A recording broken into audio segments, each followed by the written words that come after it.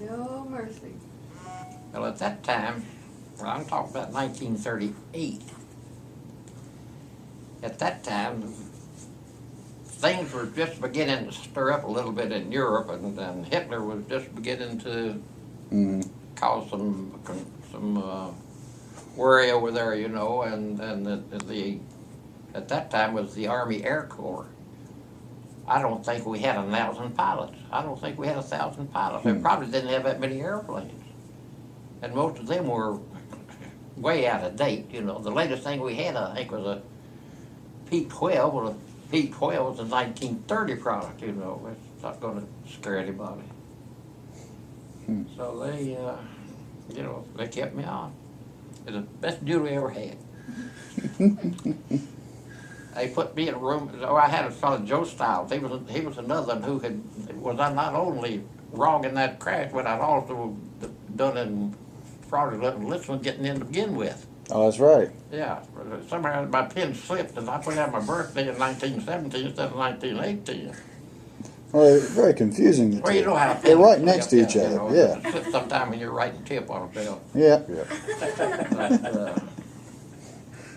But, anyhow, they kept me on. And at that time we had pursuit, reconnaissance, attack, and bombardment. So you chose which specialty you wanted to go into. So I could just go up and down every day. I'd just go down the line and say, well, I'll fly 3 up today. No, I'll fly some 17 today. And I would occasionally, they would use me as an instructor for people that were practicing instrument flying, you know, and needed a safety pilot. Yeah. Because you do your original flying under a hood, and you'd have always had a safety pilot in front of it. So I did, you know, and then some of the men in the mess hall wanted to get a flight. And, it, you know, with school life, you couldn't hardly do it because all the airplanes are busy every day with students. Well, I could get a 2-seater. Right. And so I would tell them, I'll meet you down on the flight line at 9 o'clock and we'll go. So as a result, when mealtime came, I would go in the mess hall, what's in the freezer today? Yeah, we got pork chops, we got steak, we got chicken here. So I said, well, I'll have the 18-ounce T-bone here and the medium rare.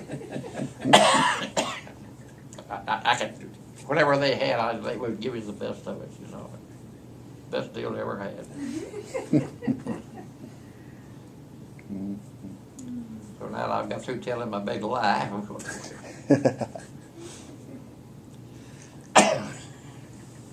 Well, you know, to think back of those days, Yeah. it was just, Did you know the doctor that delivered Sissy? oh, where was Sissy born? He was born in Lexington, St. Joe's Hospital. Dr. Pennington, was it Dr. Pennington? No, now wait a minute. Was Sissy born in It's Lexington? born in St. Joe Hospital. Are you sure it's not Dr. Pennington? No, You know, I knew Dr. Pennington, no, but it wasn't Pennington. She's asked what he said. Dr. Kais? I don't know who the doctor was. Can't remember. There's some doctors that lived on 2nd Street, weren't there? But at this point right now, they were not living on 2nd Street. It was just, you know, I got all my medical treatment free because while I was at UK, I ran a switchboard in the Lexington Clinic. And I knew all those doctors, you know.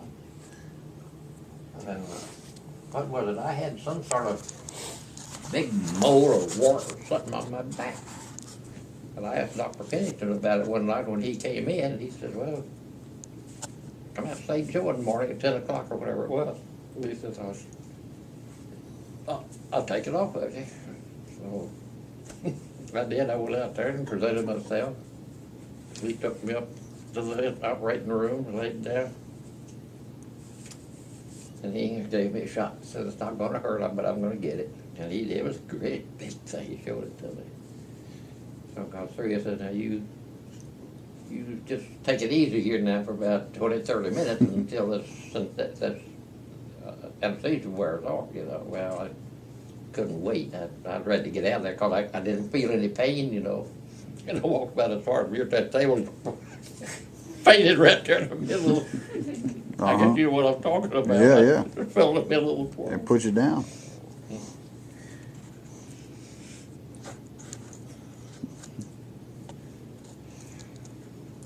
Well, it was a different time. Yeah. I don't know. Tom still doesn't listen to his doctors, so not much has changed. That's the I, truth. I know my body. You do? Yep. Do you know your doctor? Or do you have a doctor? He's not a very good patient. Some people don't think I'm a good patient. Some people. I think I know enough about medicine to take care of myself. Oh, that's a mistake. Yeah, we love your type. You're our favorite. Take an aspirin, go to school. There you go. It's either aspirin or castor oil or, what was the other one? There was nothing tasted worse than castor oil. Not castor oil, but Nothing. there was another. Emulsion. Scott's emulsion, that's it. I don't know whether they make it anymore. They do. They do? I'm going to get you a bottle. Oh, thank you. There you go. I lived on that.